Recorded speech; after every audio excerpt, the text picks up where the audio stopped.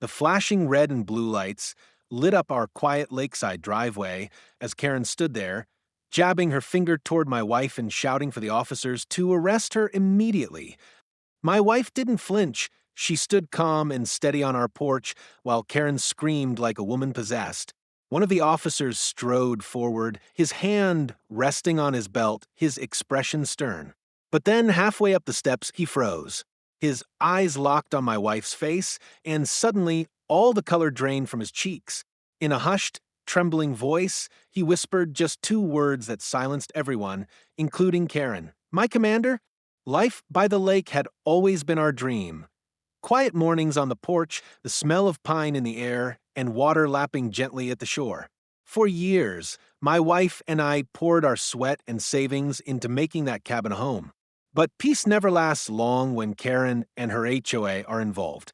One afternoon, my wife found a bright yellow slip taped to our front door, a so-called fine for unauthorized renovations. Her crime? Repainting the porch in the same shade it had been for decades. She crumpled the paper and tossed it aside, knowing full well the HOA had no legal authority over our property. But Karen didn't care about laws, she cared about control. Within hours, she was marching up our driveway, clipboard in hand, barking threats about more fines and legal trouble, her face twisted with arrogance. My wife stood firm, refusing to be bullied, but I could already see where this was heading. Karen wasn't going to stop until she tried to break us. From that day forward, Karen turned our lives into a battlefield. Every week, another bogus fine appeared in the mailbox, claims of illegal landscaping, improper lighting, even parking violations, though our car never left our driveway.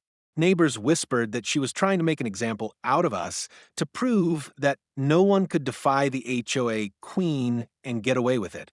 My wife ignored the threats, but Karen only grew bolder. She shouted at us across the street, cornered my wife in front of other residents, and even bragged that she would have our property seized if we didn't fall in line. Finally, the day came when Karen decided she had the ultimate weapon. As the sun set behind the trees, she dialed 911, her voice dripping with fake outrage, claiming that my wife was breaking the law by refusing to comply. Minutes later, the sound of sirens shattered the evening calm, and a police cruiser rolled into our driveway. Karen's face lit up with smug satisfaction as she waved her arms, screaming, "That's her! Arrest her!" My wife stood tall on the porch, steady as stone, as the officer approached with deliberate steps, unaware of the shock that was about to unfold. The officer climbed the porch steps slowly, his boots heavy against the wood, the tension so thick you could almost hear Karen smirk. He stopped just a few feet from my wife, his hand brushing the edge of his holster as he spoke in a firm, official tone. "Ma'am, are you refusing to comply with HOA orders?" Karen crossed her arms triumphantly, already picturing the victory in her head. But my wife didn't flinch. Her voice was steady, calm, and sharp as a blade.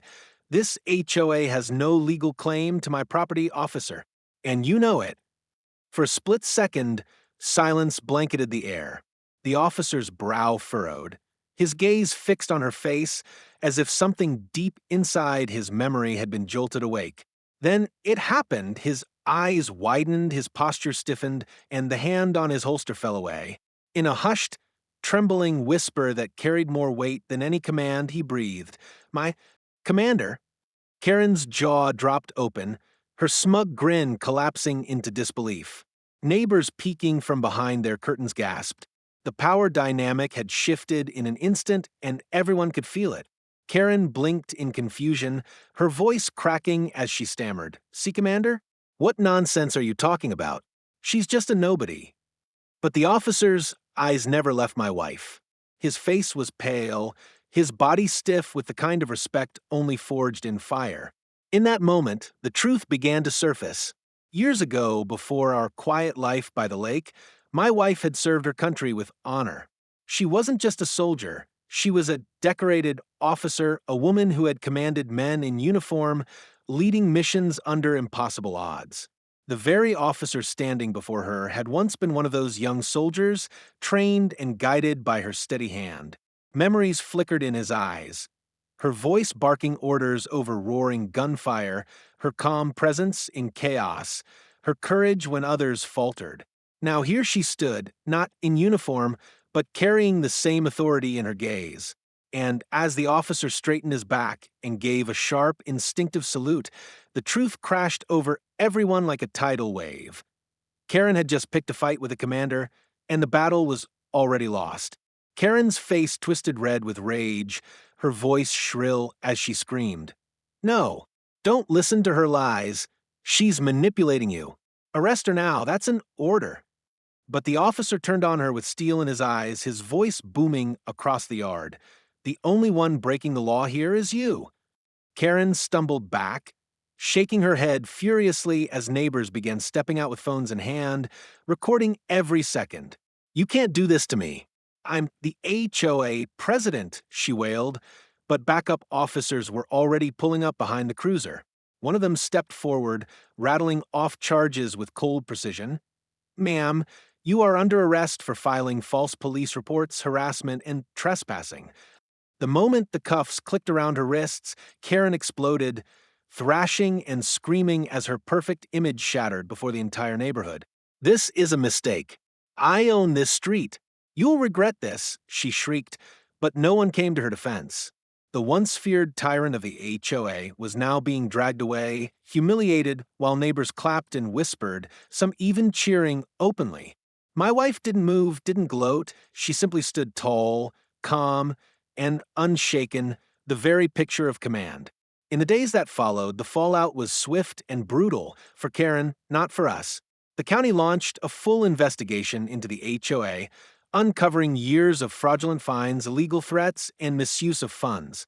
Neighbors who once lived in fear now came forward with their own stories, each one another nail in the coffin of Karen's empire. In court, the judge barely let her finish her excuses before slamming the gavel and stripping her of every ounce of authority. She was banned from holding any HOA position ever again and forced to repay thousands in damages. Meanwhile, the neighborhood finally breathed free air.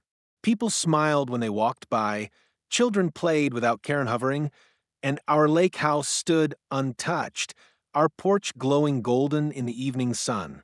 One afternoon, the same officer who had once called my wife commander stopped by. His salute was crisp, his voice steady. You taught me to stand against bullies, ma'am. I wasn't about to let one win. My wife smiled softly, pride shining in her eyes, and for the first time in a long time, peace truly returned to our home. Karen thought power and fear would bend us to her will, but in the end, it was truth and courage that crushed her. Our lake house still stands, stronger than ever, while her name became a warning whispered in shame. And as I watched the sun set over the water, I realized one thing.